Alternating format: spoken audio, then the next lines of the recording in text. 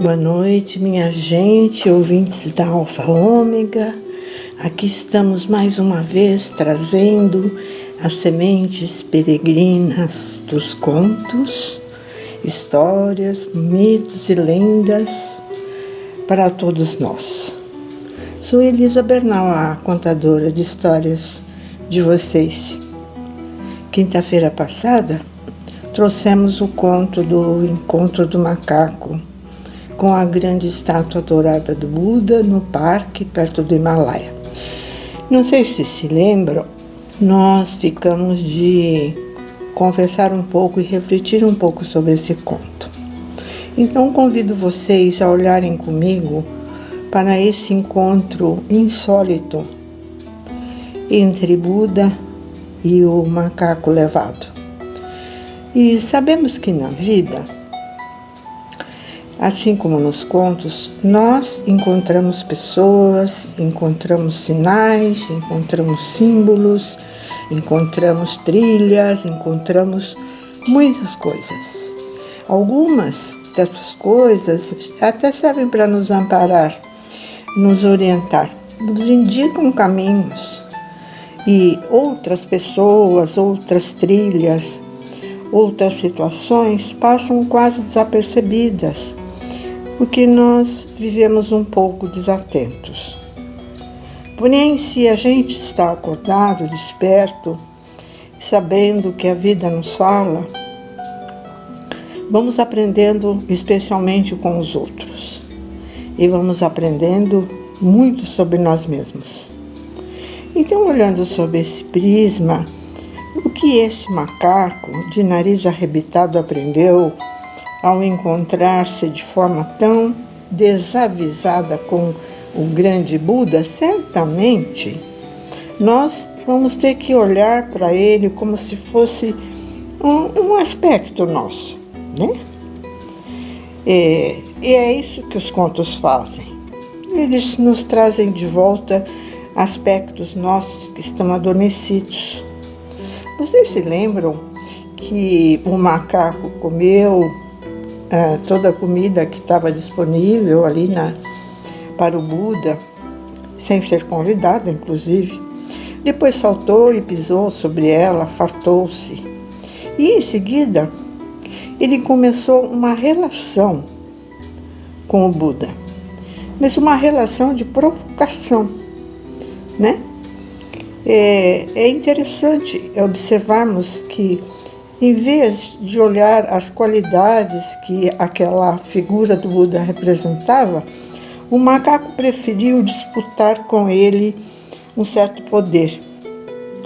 E se nós olharmos para o nosso mundo, especialmente ocidental, nossa sociedade ocidental, nós vamos ver que quase todos os encontros têm esse ingrediente, vamos dizer assim, da competição. É uma sociedade com muita desigualdade e com muita prepotência, né? Então eu me perguntaria, será que esse macaco representa a nossa desavisada e desaforada sociedade ocidental, que faz pouco de um encontro consagrado, que transforma um encontro apenas num ato social divertido, que consome um certo momento, assim como se fosse tudo descartável? Será que isso é nosso lado desatento, que tem na sala um altar para a televisão, em vez de ter um canto amigável na casa para um altar para o sagrado? Será que é nosso lado competitivo e nosso lado reativo, que se esquiva do outro quando o encontra, talvez por desinteresse ou até mesmo porque nem percebe o outro, e ainda por cima reage ao encontro consagrado, porque todas as outras pessoas têm uma essência sagrada, e em vez de entrar em empatia com essa pessoa que chega ao nosso encontro, nós fugimos ou nós a julgamos pela aparência e passamos a ter um julgamento superficial sem ter exercitado uma interação amorosa e respeitosa? Eu acho que nós precisamos ficar com essas perguntas, com essas reflexões, perguntar se alguma das qualidades do Buda estão adormecidas em nós e se o macaco está muito assanhado em nós, né? De tal forma que a gente não desperdice os encontros e as oportunidades desses encontros na nossa vida. E justamente essa semana, falando de encontros, eu tive a oportunidade de observar nas notícias, né, o quanto ainda o ser humano é discriminatório, é preconceituoso. Então, e ao mesmo tempo, uma onda de simpatia para aqueles das minorias, como os negros, os indígenas. É como se fosse uma onda que estivesse crescendo e que a sociedade, a humanidade estivesse acordando para o seu real papel, né? De irmandade, de fraternidade, de apoio a todos os que estão sendo discriminados por uma economia violenta, né? E eu acho que foi isso, especialmente esses acidentes com os negros, que me deixou bastante abalada. Eu comecei a pensar em todos os meus queridos amigos negros, que foram pessoas que trouxeram tanta qualidade para a minha vida, pessoas que me acrescentaram tanto, e entre elas, uma pessoa que foi meu professor, né? Uma pessoa que eu encontrei por acaso, quase que por acaso, né? Numa primavera na Inglaterra, quando eu fazia um curso sobre o encontro com o meu contador de histórias, com o meu contador de histórias internos, e foi um encontro com o Dr. Hugh Morgan Hill, mais conhecido em Cambridge e em Boston como Brother Blue. A presença de Brother Blue foi sempre evocada nas minhas meditações, porque ele foi uma presença marcante, especialmente agora nessa lua cheia de Câncer que está entrando. A presença dele foi chegando, e como se ele estivesse querendo se aproximar de alguma maneira, e acabei descobrindo que o Dr. Morgan, ele é canceriano, ele nasceu no dia 12 de julho.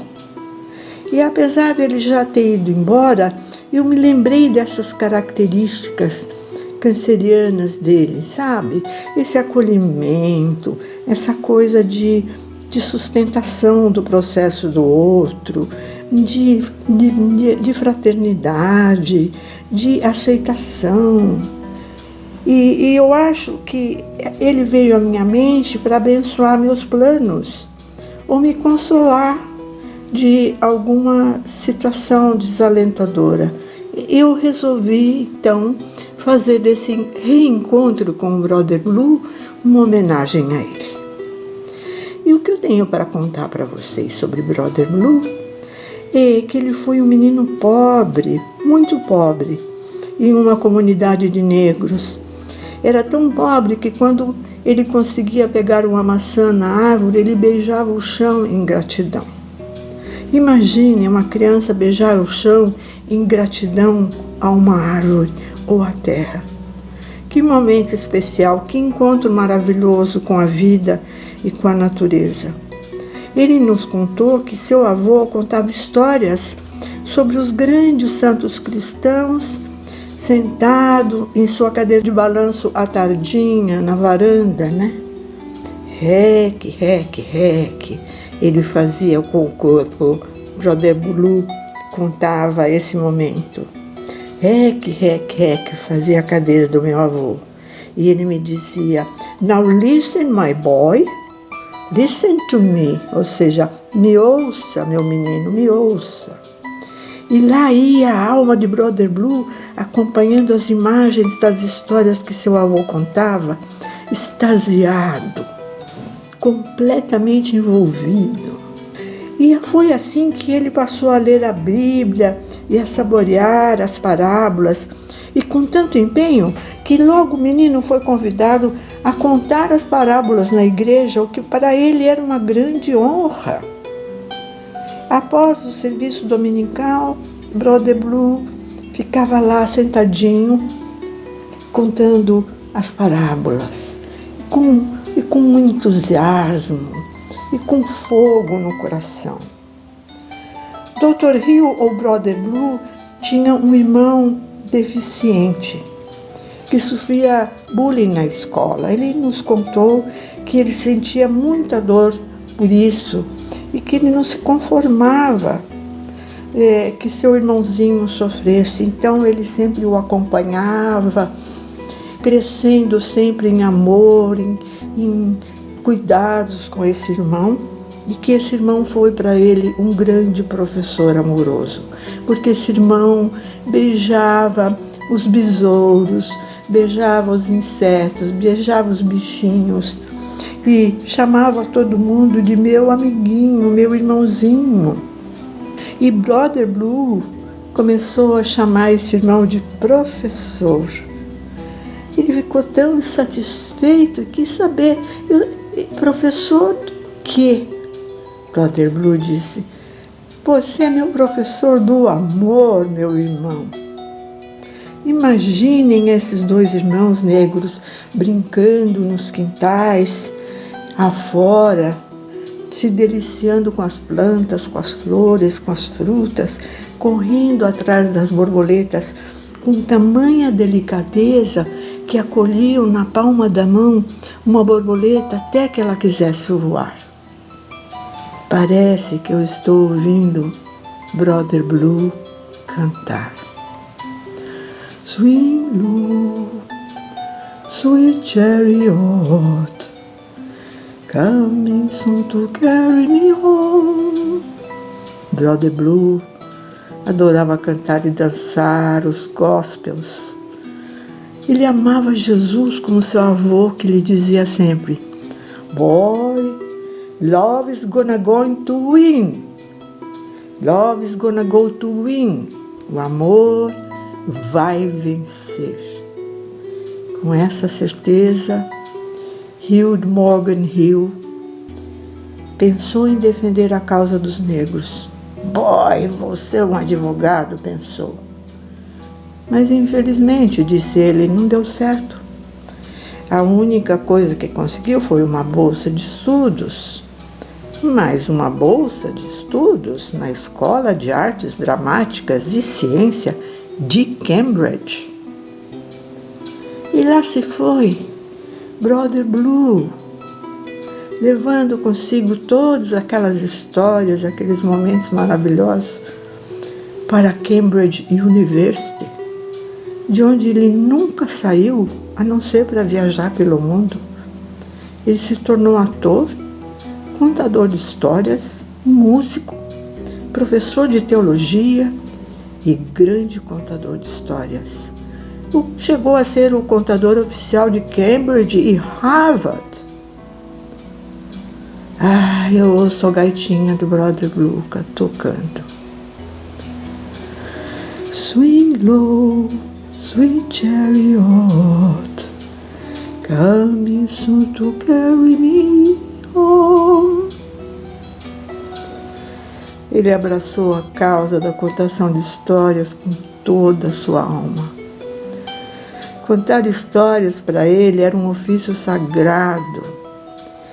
Ele se doutorou e levou sua tese para ser defendida no presídio. Levou com ele um bando de músicos e uma orquestra para apresentar sua tese no presídio. Era uma pessoa extraordinária, Brother Blue. Sua tese era sobre o caminho do herói nos contos religiosos. E com a sua tese ele viajou pela Rússia, por Bahamas, pela Inglaterra, fundou uma associação para ampliar o uso dos contos e todos os dias saía à rua vestindo uma roupa azul coberta de borboletas azuis e desenhava na palma da mão uma borboleta e outra borboleta no rosto e descalço, com chuva, com sol, com neve, ele ia contando histórias aos transeuntes e, sobretudo, aos mendigos. Brother Blue, ele se dizia um louco de Deus. Brother Blue, que saudades! Quando ele chegava perto da gente, colocava uma borboleta no nosso peito e dizia: do canto mais profundo do meu ser, levo para você uma preciosidade ao canto mais profundo do seu ser. E contava aquela história, minha gente, que cabia direitinho para você. Swing low, sweet chariot, coming soon to carry me home. Tocando a sua gaitinha, ele contava uma história, e tocava e cantava. Foi esse ser fora de série que chegou durante a primavera em 1999 no Emerson para nos mostrar qual o verdadeiro caminho do contador de histórias. Ele entrou na sala, colocou as cadeiras em círculo porque não queria nenhum símbolo de poder. Tirou os sapatos e, sentando-se junto a nós, disse: Do you really want to be storyteller? Vocês realmente querem ser contadores de história? Pois se preparem, porque vocês estão levando algo sagrado e terão de cuidar desse tesouro com todo o seu ser e todo o seu coração. Porque se a história não sai do coração, minha gente, ela será apenas um placebo, ele dizia, um entretenimento fugaz. Histórias são orações medicinais. Batia palma, dançava, gingava, cantava. Swing low, sweet chariot, e falava: It's all about love, jumping into love now. Vamos saltar para o amor agora.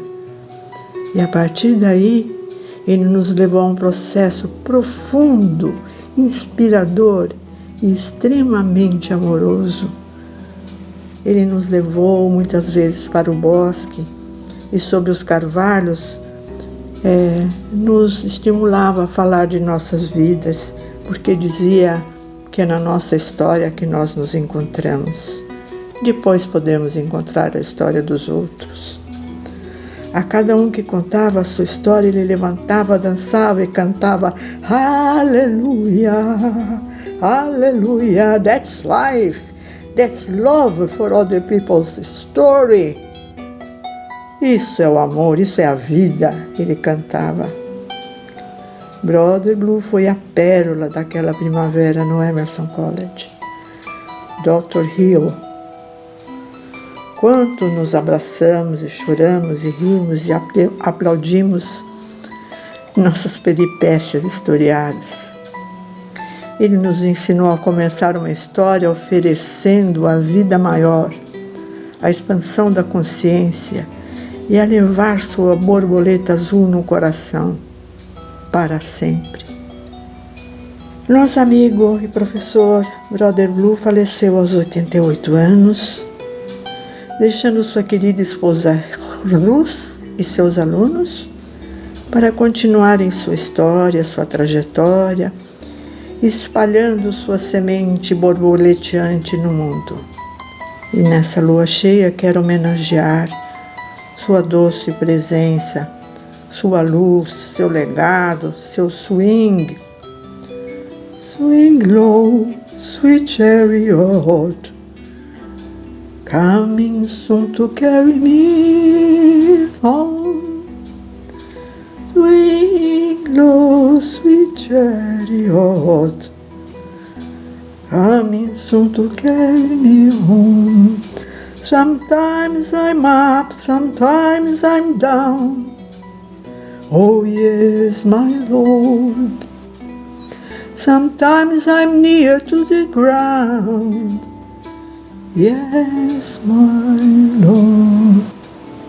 Com esse Buda negro aprendemos a separar o verdadeiro do passageiro.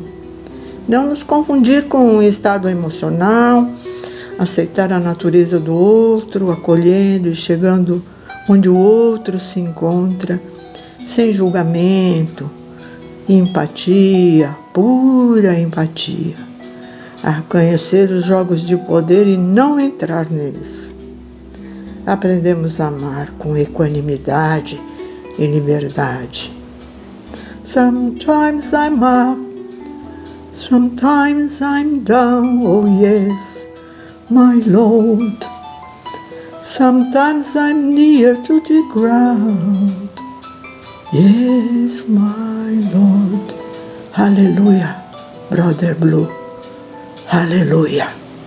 Boa noite a todos. Muito obrigada e até a próxima quinta-feira com outros contos, outros encontros, outras reflexões.